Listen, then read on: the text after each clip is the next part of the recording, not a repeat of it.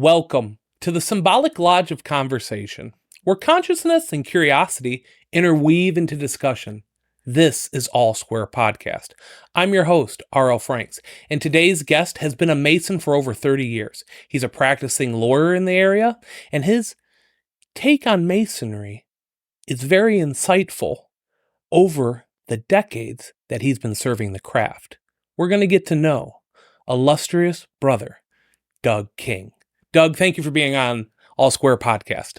Hey, Robbie, thanks for having me on here. I think this is your 18th podcast, and I've watched quite a few of them, and it's been exciting to watch this grow, and I'm very glad to be here in this environment with you. You know, Doug, I've always appreciated our friendship, your words of advice for me as I've been now embarking on almost 11 years in the fraternity this Friday. Doug, you've seen a lot. You've been a part of a lot of different branches in Masonry, but how did you get involved in this fraternity? Well, I've been in around a little bit over 30 years, and I got involved in the fraternity really without knowing anything about it. My girlfriend at the time, my now wife of 30 some years, her father was the director of the little red car unit at the shrine. So it was pretty much unspoken that I would also be driving those little red cars as part of admission to the family. And so they said, well, to get in those red cars, to join the shrine, you have to be a Mason first. And I had, what's that? And so I joined and went through very quickly in 1992 for the sole purpose of being able to go into the shrine and get into those red cars. I remember looking up an article on Freemasonry. I had no idea what it was. And I thought, okay, it's kind of old, it's kind of conservative or whatever. It seems benign. I can get through this. And I went through it, and then it was that summer of 92, and I went to Florida and talked to my aunt, and she said, I have some things for you from your grandfather. I didn't know that my grandfather was the master of Sylvania Lodge in 1967. She brought out his apron, both of his rings, his past master's ring and his member's ring, and gave those to me. And then it kind of the lights went on that, oh, I'm in a Masonic family now. I've got it on both sides, and then I started getting into it, and I fortunately knew a lot of great men who mentored me and talked to me, and I was able to advance into different bodies fairly quickly for my age because they had trust in me, and I've tried not to disappoint any of them at any time, and so things developed the way they developed. I've been a past master twice. I've held other offices throughout the fraternity. And the greatest thing about the fraternity is I've been involved in some of the newer organizations that have been formed in the last decade or so. And that's the most excitement because they're populated by young men, by and large, who are unfettered by traditional concepts of brotherhood. They bring their own brotherhood with them, and they build on that.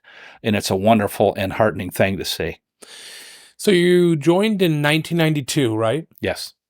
What were the dynamics like in the fraternity of Masonry? Well, in the 1990s, you still had kind of the old traditional corporate kind of Masonry. And what I mean is that you had a lot of Masonic bodies, you had a lot of Masonic activities, a lot of social activities, a lot of new members coming in all the time. It was like a machine. That was the analogy. There wasn't much education going on. There wasn't much emphasis on, self-development, introspection, those kind of things that came along later. And when you first joined something like that, for the first 10 years or so, the Masonry is what you're told it is. It is what you see in your lodge. It is what your past masters and mentors tell you it is. And only after a certain period of time can you look back and say, okay, that's what I see it is, but I also see Masonry throughout the world. Thanks to the internet, you could look and see Masonry in other parts of the world. You could also look and see Masonry in the past. It's a global enterprise. And you start saying, gee, they do things like that we don't do here. And this looks very interesting, but I don't see it here. And then you realize, wait a minute, this is just our version of it here. And that you can create a new version of it for yourself. You can create a new version of it for those around you, and that's kind of the path that happened. But no, it was it was a well developed machine. Okay. Okay, Yeah. and although I would say that between the time I joined my lodge and the time I was master, I saw some decay setting in the machinery. And you simply didn't have men coming like you had before. You had issues filling out the officer lines. I saw that during that first 10 years. And that's really what made me concerned about where do we go as a fraternity. I love this group. I love these men. I don't want to be on what appears to be the declining slope. Yeah. So what do you do about that? And I knew that we'd had ups and downs before in the fraternity over its lifetime, and we've certainly had times when we had very strong opposition in the world. We were banned in many countries and still are. So I knew that it wasn't so bad here, but I was concerned about a decline and wanting to get things turned around, because I thought Masonry was a solution for so many problems. You know, if you have a religious struggle, you have an organization that doesn't care about the religion in particular. If you want poor men, wealthy men, middle class to be together in the same group, then you eliminate social standing and wealth as a qualifier. It's not even discussed.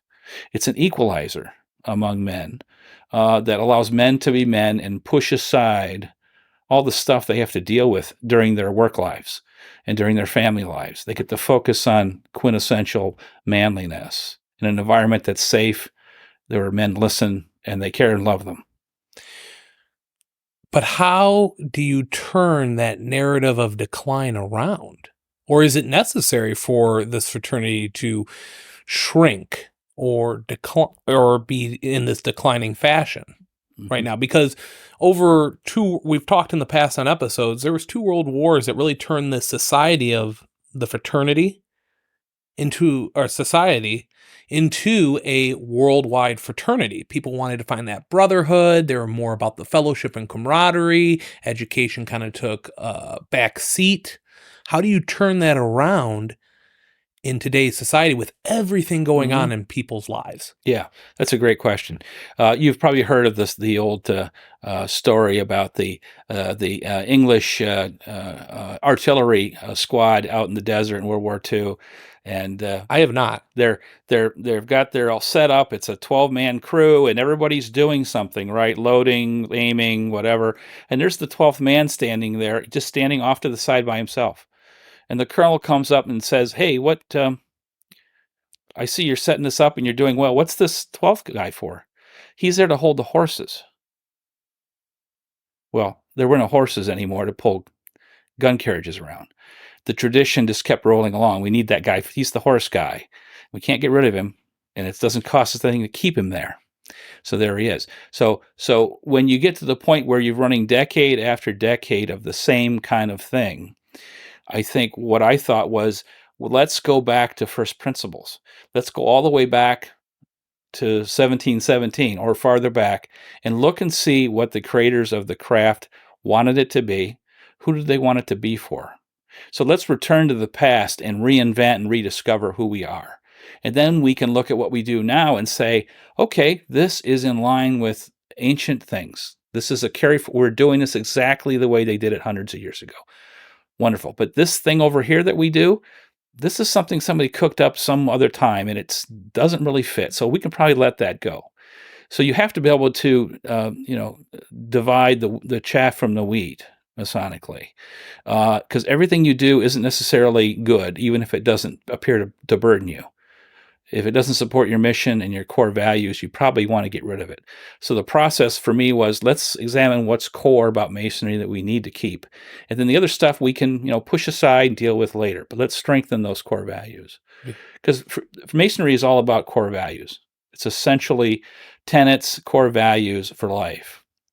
And if you just revisit them and put them first, they're going to expand and grow in application, and they're going to push aside all these unnecessary tertiary things that have kind of glommed themselves onto the hull of your ship. So that's what we did. Let's go back to first principles. What are we all about? That led to the question, about, as I said before the interview, why are we still around? Why does this organization persist after 300 or 400 years? Yeah, exactly. I mean, doesn't anybody wonder about that? I mean, we've outlived many political movements, many religious sects and denominations. There's very few things that are older than we are. We've certainly outlived every social organization that's out there. Well, why is that? What, are we unique? Why are we unique if we're unique?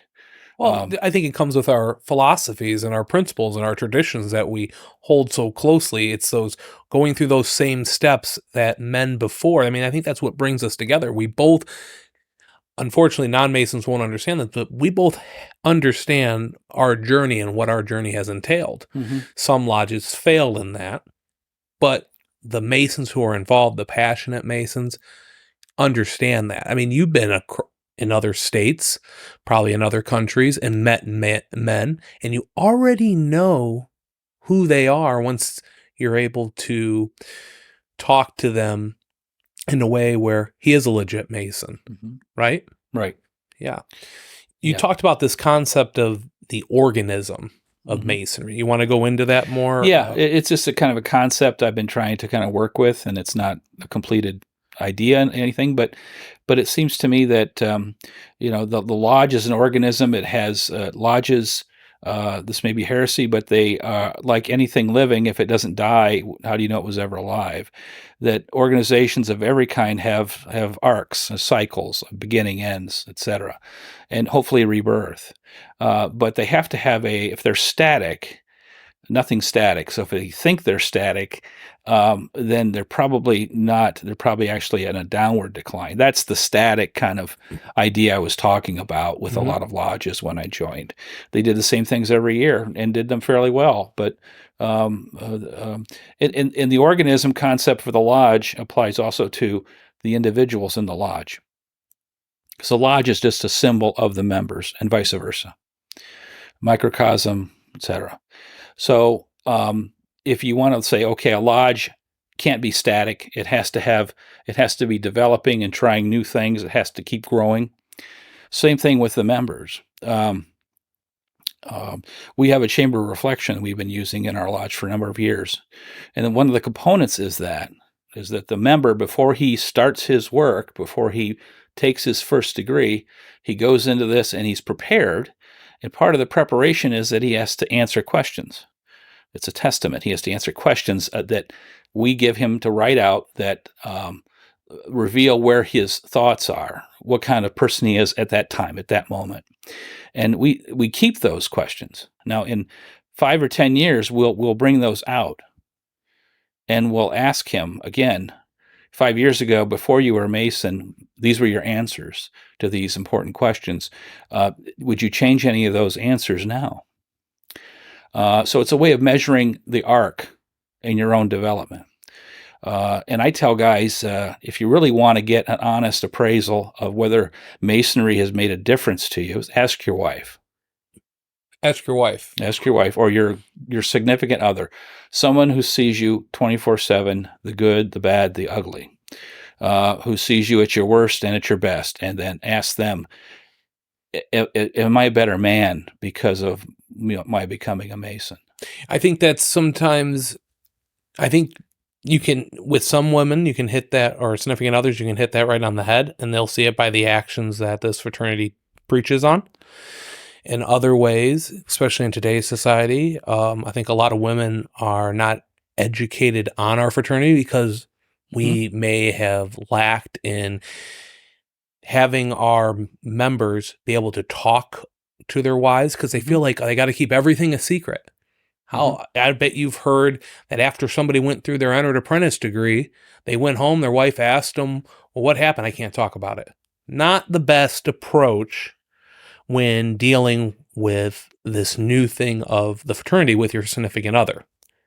So I think we need to work on more with educating and articulating what is Masonry and what we can talk about with our significant others, because there's not a lot we can't talk about. Oh, I agree. And with your significant other, your spouse, it's your family generally, you need to talk about the fraternal experience to them. Otherwise, If you say, I joined this great organization and we do this charitable work, we believe in, we believe in how men can be great leaders and fathers and all this stuff. If you come and talk to them about that, then they may hold you to it. And maybe Yep. men don't want to be held to it necessarily. You're putting yourself out there by saying, I'm accepting a challenge to be better than what I am now through the organization. So they will make a judgment about you as to, are you still the same lout you were before? And they'll say, I don't think your lodge is worth anything. Your fraternity is just a bunch of goofy guys in hats because you didn't change any. Why would I think that they're capable of changing men? So there's risk there to doing that. But I still think the need to measure your own arc, your own improvement, your own development as a man outweighs those risks. I totally agree with you on all that. Let's go back to that chamber of reflection. So you talked about you get some questions that you need to answer and you'll reevaluate those at a later time. But let's talk about the symbolism of the chamber of reflection and why that's such an important first step into your journey, right? Right. The chamber of reflection is derived from what we believe was a practice of the ancient Greek mysteries of Greece. Now, we don't have a lot of hard information on the mystery schools, but we know enough about them to know that part of that was, in a preparation, was that the individual man goes into some place where he's removed from everything he's familiar with. He's alone. He's somehow in a very cold, very dark, very unyielding place. And then he comes out from that to the light of his new experience. Some people say that it represents a psychological death, and then he's reborn into the fraternity in a psychological fashion. It could be that. And anyway, at least it takes the man who's worked all day, and you bring him to the lodge, and you put him in that quiet room, and you tell him, forget your day. Forget everything you did today. Just focus on these things in front of you. Focus on the question. Just draw your mind together quietly as a preparation for what he's going to go through. That exercise of simply withdrawing into your own self in the quiet of your own mind, we don't do much of that. It's a meditative thing. We don't do much of that. But I think that that's a great benefit at that moment. And maybe he'll adopt the meditation practice throughout his life for at least a moment per day, just to draw on himself quietly and structure his thoughts and relax. But that's the point. It's a psychological, symbolical reminder of a process that's beginning with you in the earth, and then you're born into this new psychological world of the fraternity. Could one make parallels with Plato's allegory of the cave with that? In Plato's Republic, I believe, right? Well, you might be able to, because on its face, it looks like it's got the components. It's got the topography of the cave in it. But the cave has a lot more going on in it under Plato's guise. It's not just a dark space that you come out of and seek light. There's, while in the cave, you're viewing what you think is light, what you think is life in the cave. And then you come out and you realize that's not really it. I've been watching shadows of life, and now I see real life. That really doesn't have a correspondence with the experience there. Okay. But who knows? They were both the cave allegory and the mystery schools operated in the same time period, the same region of the Mediterranean. So it's very likely there was some correspondence there between them, and maybe one was influencing the other. But I don't get much into the cave allegory. Yeah. I've never been satisfied fully with my explanations or understandings of it to my own mind. But let's talk about education. Your lodge is Phoenix 123. We've had another one of your brothers on our podcast, Kevin Fuller.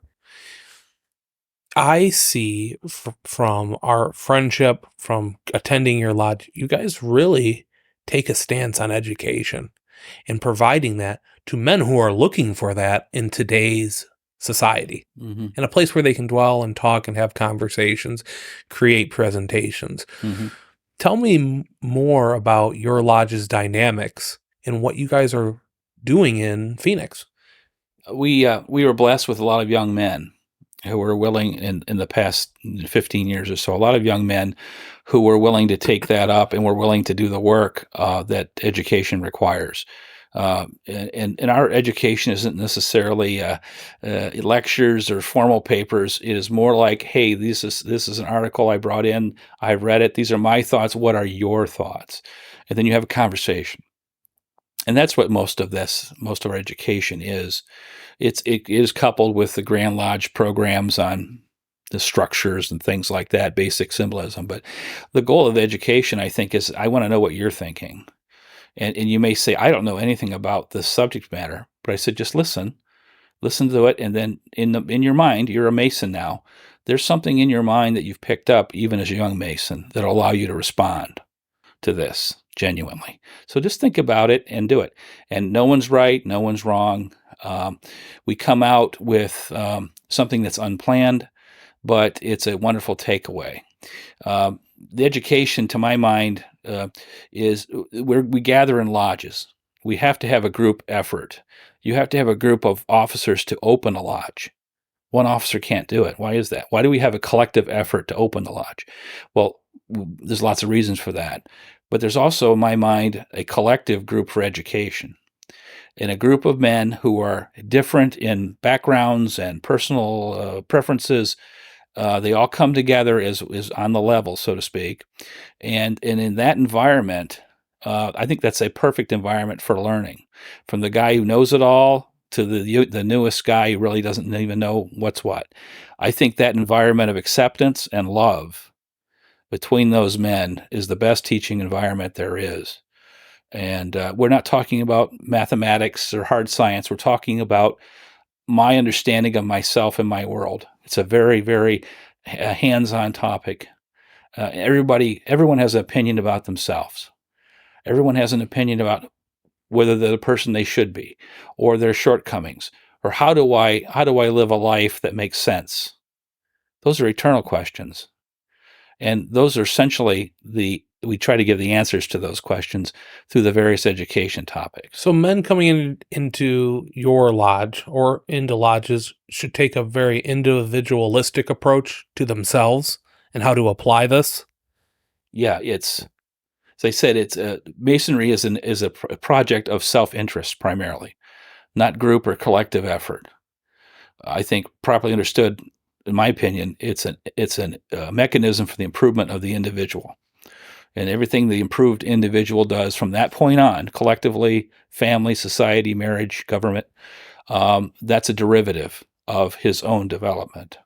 So we focused on that. That's why it's always, what do you think? I'm not going to lecture you and have you, spit it back at me. I just said these concepts. How does that ring with you? Mm-hmm. How do you relate to that? What's your response to something I've said? That's what I want. And that's how they grow and they start to not only hear other people's and respond to it, but at some point they start hearing that voice in their head that they haven't heard before, and they say, oh, I didn't realize that fit, or, oh, this makes sense. Yeah. Yeah. Reflecting, critically thinking on these topics of conversations is important. Right worshipful Roberto Sanchez, I often quote him on the show. We don't need a bunch of talking parrots who are just saying it to say it, but doesn't understand the meaning to convey it. Right. Right? Yeah. Right. And I see that with these newer Masons coming in because they're not about the titles and sitting in a chair. It's all about self-improvement and what can I do for myself and how can I, after I better myself, also contribute to humanity, to my local community, right, to my family. That's so important. So you go through these degrees, you now have members, you have these engaging conversations, you have them contemplating with themselves. What's next for a modern Mason? What should they be looking for? What should they be a part of in the fraternity? You're talking about where they should go within the fraternity itself? Yeah. Or should they just stay focused on their Blue Lodge? Yeah. Yeah. American Masonry seems to it's Babbitized. In other words, it's the more things you join, the more campaigns you join, the more musical instruments you bang and play, the better. The more noise you make, the better. That's American Masonry. And so men join the fraternity, and if they're at all active, they belong to every part of it. Okay, both the rights, et cetera, and they're involved in all of that stuff. But their involvement is a mile wide, but only an inch deep. And the problem with that is that's a kind of a superficial approach. Each one of those organizations have deep water to explore. But if you're always on the surface, you'll never get down to the depths of it. So we always encourage our new members that the Blue Lodge itself is the core. Mm-hmm. There's more in the symbolisms and philosophy of the Blue Lodge degrees. There's more there than you'll ever need in a lifetime. You mean it's more than just another business meeting? And No. it can be more than that? Or it could be more than that? Yeah, it again, if you're static, the business meeting is you promote the business part of it, the paying of bills and things like that, because it fills the time. Because God help us if you have 20 minutes left over between cake and between donuts and coffee with nothing to do. Well, let's get the education guy in here for 10 minutes. It just becomes a kind of a rote mechanism to do that. And at one time, a lot of Masons were fine with that. But the younger Masons have too many things competing for their time and their attention. And they're not going to sit for that because it's a business meeting. It's utilitarian. It's what we have to do. They want the extra stuff that we choose to do, the rich stuff, the education, the socialization aspects of it. That's what they want. So the business meetings are necessary. In Phoenix, we really don't have much of a business meeting. Everything is approved beforehand so that the meetings are as wide open for new members, ritual work, but also the education part of it. And I think that brings people back. Your lodge has much greater attendance at an average meeting than ours does. We just kind of have a certain amount, but I'm comfortable with that because what goes on among those dozen or 15 brothers is pretty magical stuff.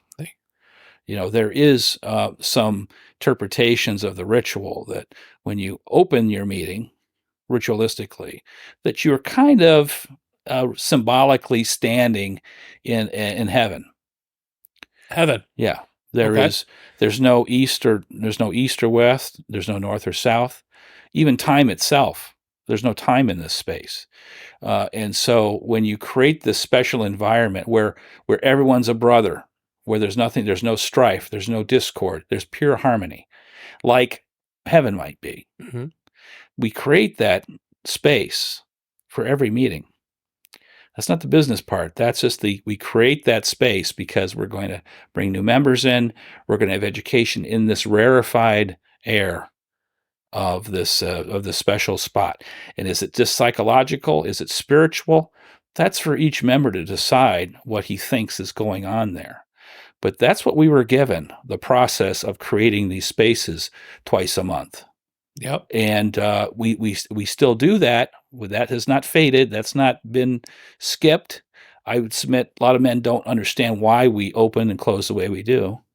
But if you think of it as a psychological preparation, like a flower opening itself up to the sun, a lot of allegories like that then you say, oh, I should be preparing my mind right now, not on my phone. I should be preparing myself for the experience of being in a room, in a space, among brothers who I love and respect, where something very special can happen to us, where we're of like minds, and the world is all outside. The bills, the job, the wife, they're outside for a few hours. And here's peace. We talk about, before the podcast, you said there's 2 doors in a Masonic lodge room. One's that chamber of reflection where you walk out of and you never go back in. Yeah. And then there's the door to the lodge where the members come in and it's guarded by the Tyler. Right. And you talked about how, he's out there to protect that space. I mean, if I had it my way, I would rip the clock right out of the lodge room because I don't want to focus on the time. Yeah. I want to focus on the experience I'm getting here. Mm-hmm. And you can really, lodges have missed making that space into something truly special. I know you and I have been a part of other appendant organizations in the fraternity, and we've experienced that Mm-hmm. with that brotherhood, with that camaraderie, with that education, with that ritual. It all comes combining together. It's alchemy in my mind. Yeah, yeah. It's a spiritual alchemy Mm-hmm. where I get refreshed and re-energized by being around these like-minded men from all different walks of life. And I would love to be able to have that replication in the modern Blue Lodges where people start. Because if you get that fire around their head and you get them excited on what they're talking about, they're coming back. Mm-hmm. You know, you said that you've noticed that other lodges around the world are doing things different, because you said the modern American Mason, get a petition. They go to all these other different appendant bodies, the Shrine, the Scottish Rite, the York Rite, Grotto, all that, Eastern Star. What are you seeing on an international level that these lodges are doing? Well, I see that there's kind of types of masonry around the world. There's the English type, which is social masonry. There's masonry in the Mediterranean and South America, which is it's more philosophical, albeit perhaps a little more political in the sense because of the histories. American masonry is mostly a social experience, similar to English lodge work. And it's the American and the English lodges that seem to have issues right now. The South American lodges are doing fine, thank you very well. The Italian lodges, the German lodges, the lodges in the Philippines, they have a mix that is keeping them going fairly strong. Here in the United States, we have the soul searching going on about what are we doing, or what are our numbers doing, who are we, what are we? So I see most of the world is not so much changing so much. I see changing is coming, and we're in the middle of them here in the United States. And maybe it has to do with the American personality. We're people of extremes, aren't we? We're not in the middle on anything. We have we have Puritanism over here, and we have slave owners over here, and that's where we come from. And how we somehow balance these warring kind of factions in our own minds, I don't know. But I think it's the American uniqueness that larger may be better in a lot of respects, and I'm fine with large. But we tend to be up and down. We tend to have cycles in the United States that go over generations. And you mentioned this before about, whenever there's a world war, our numbers spike, and then we dwindle down a little bit more. But in the last 10 or 15 years, there's a new impulse within American Masonry that was not there before. The education, the focus on a philosophical approach to the fraternity, a kind of a moving away from just the marketing campaigns and the big charitable organizations. They're moving away from those things, partly because I don't know how effective they've become for us, and they're focusing more on traditional methods. They're focusing more on the experience of the candidate. We don't want to make widgets anymore, 1,000 a day. We want to personalize. We are craftsmen, after all. So we want to make that fine-tuned watch. It may take a while. You talked about off air when we were sitting around having a drink and having a cigar that masonry brings a certain status in your life. Can you go into that and talk a little bit about that? Yeah. This goes back to the why, the big why. Why are we here? Why are we still around? What accounts for it? And seems to me that there might be. I've been doing some reading and stuff about the the need of people for status, or higher dominance hierarchy kind of theories out there. That explains a lot about human behavior, especially among men.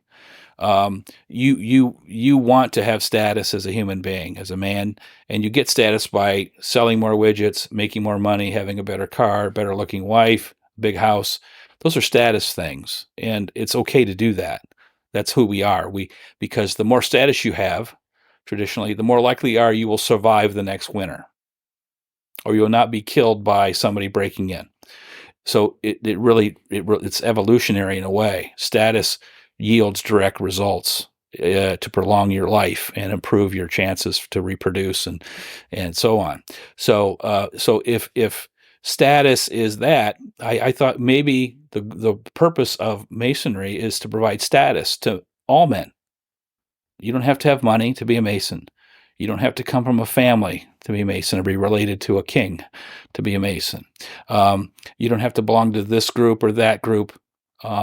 It opens its doors to all men of good faith who then, by joining it, get a certain status imputed to them. And I don't think that's a bad thing. I think that we all want status, but we're all saying, no, I would never do that. I'm self-effacing, and it's it's always I give away everything to everybody else, and it's not about me, it's about everybody else. Well, rubbish. It's always about us first. And I think that if you just say, yeah, well, I want to have status, and the fraternity is the most benign way of doing it. You can join and have the status of a 4 million men fraternity, oldest in the world, been around the entire globe, a unique social organism throughout history, and you can be part of that very easily. And all you got to have is a few dollars in your pocket and be willing to learn and to be a good friend to other men, and you've got that status. That it answers the question of why 95% of our members don't even come to lodge. They pay their dues and they carry a card around, and maybe they have a lapel pin, but that is worth it to them. And we may say, well, these guys need to come back and participate, and we need someone to scrub the pans after the bean supper, blah, blah, blah. But no, what they're telling us is they joined for the status. They respect and they gain status from this great institution. They have a high opinion of it, partly because maybe their father or grandfather joined and they were great men. And so now they're part of that tradition. And just being that card-carrying member is a tremendous thing. And we ought not knock that. Okay. I know I think that's a great point to it. We live in the age of the internet. A lot of information. Internet, right? What? Internet. There's a lot of information out there. There's a lot of men, and this is my theory, who are isolated due to social media, and they're recluse, and they stay with themselves because they don't know how to interact. And Masonry engages that interactance by being here for each other, having this conversation. You can feel the energy just in the room as we talk about our passions of the fraternity. But there are men who are lost, and you were talking about that, who are trying to find that status, being a part of that fraternity. My question to you, is Masonry needed now more than ever as you look at the modern men in today's age? I only know what I read on the internet, but okay. what I seem to detect is and it's not just there. There's a professional concern about the status of men in society. They seem to be getting the short stick now, and they're being demonized, and they're toxic no matter what they do. They're losing ground in education. They're losing ground in so many measurements across society. They're kind of withdrawing from society in a lot of ways. They're sitting in their basement with their Fortnite, and that's not a good thing for a society to have men who kind of back away from the role of perhaps being, this risk taker, a person that goes out, sets goals, and makes conquests and achieves things. I don't think society is going to do well without those men. Women certainly.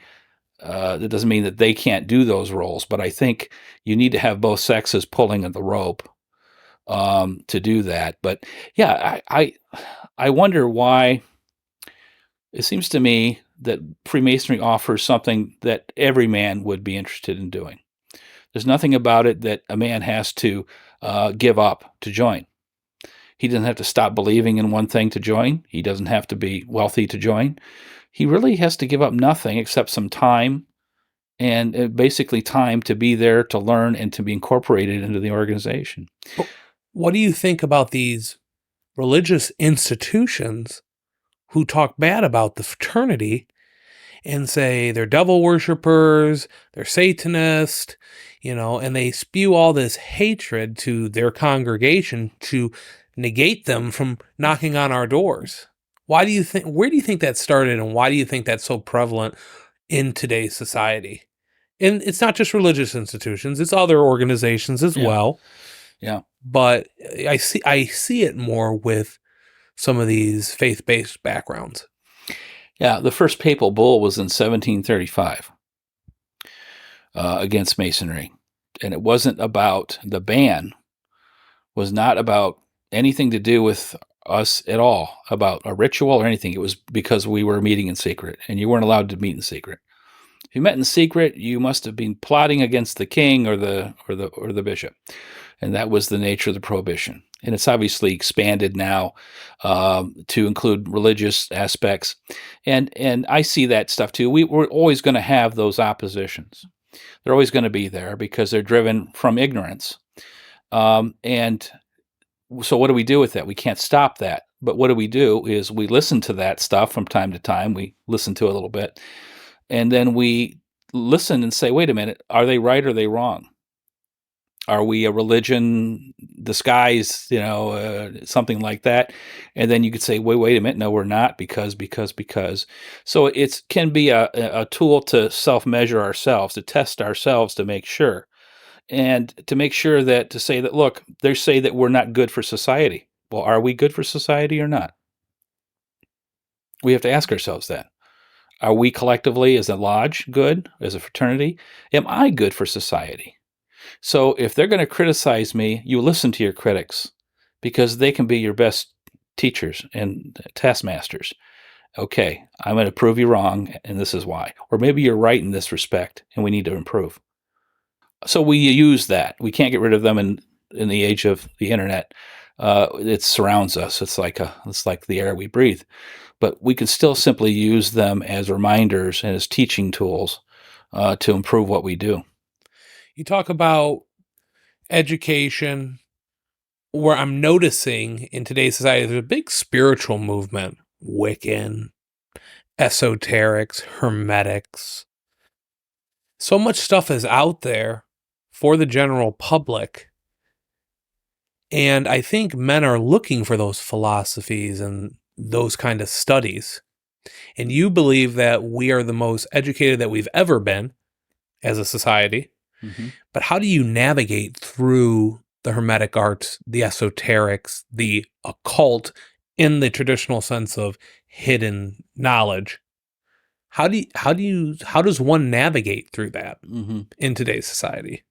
Yeah, I guess I would divide. I'd want to distinguish between Sure. kind of the esoteric, traditional Western esotericism, okay, which is Kabbalah, which is Hermetics, these kind of underground philosophical religious movements that have been around forever. I'm not certain that a new guy coming to Masonry knows anything about them or cares. To him, the kind of the exoteric Masonry is as mysterious to him as anything else. And so it is that part of Masonry that I think we focus on with that man, because that's just as strange and hidden as anything that experienced Masons would say, well, here's the Blue Lodge, here's the exoteric, but we can go beneath it and there's all these movements. But to him, they're equally mysterious. He doesn't know the difference. And so I would say, I would try to deal with him and say, look, these really aren't mysteries in exoteric Masonry. They're not mysterious at all. They're allegories. They're symbols. They're just representations of ideas. And because the ideas, we don't just simply write them out. And that would be religion. We say, here's a symbol, and it may mean these things. You contemplate that symbol, and maybe the deity will speak to you through the symbol, and you'll say, okay, that's what it means to me. You interpret these things on your own. That's as far as the mystery goes, I think. Because again, it's himself listening to his own interpretation of symbols and allegories and everything else, which are that's the palette that we use in the fraternity. The written word is not important as much as symbols are. I think you'd agree with that. I would 100% agree with that. Yeah. Doug, I appreciate you coming on today, discussing Freemasonry. The last question I have for you is, what's your message you want to say to the public about the fraternity? Well, the fraternity is nothing more than your neighbors. It's your father, your grandfather, your uncles. It's family members going back generations that you probably didn't even know they were Masons. But everyone stands at the tip of a long line of Masonic involvement, Masonic influence in this country. And America is a particular claim on Masonry toward its own greatness as a nation. So if you're patriotic, Masonry is a great support for that because we have this great historical background in the fraternity informing our nation.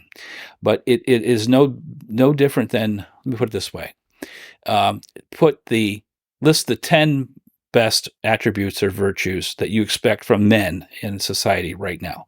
Those 10 aspects, those 10 virtues, put those together, and I would say to you, those are the core values that every Mason follows. That Masonry is based, it was created to allow men to express and live. It's no more complicated than that. That is my brother, Doug King. I'm R.L. Franks, and you are all square. Thank you, illustrious. Thank you.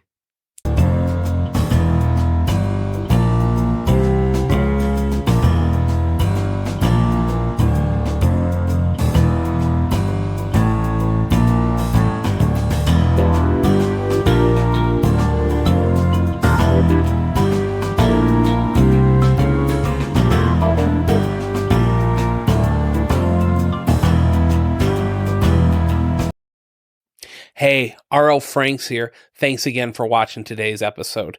Don't forget to like and subscribe. Also, if you believe someone can benefit from the message that we provided on today's podcast, send it over to them. You may inspire them.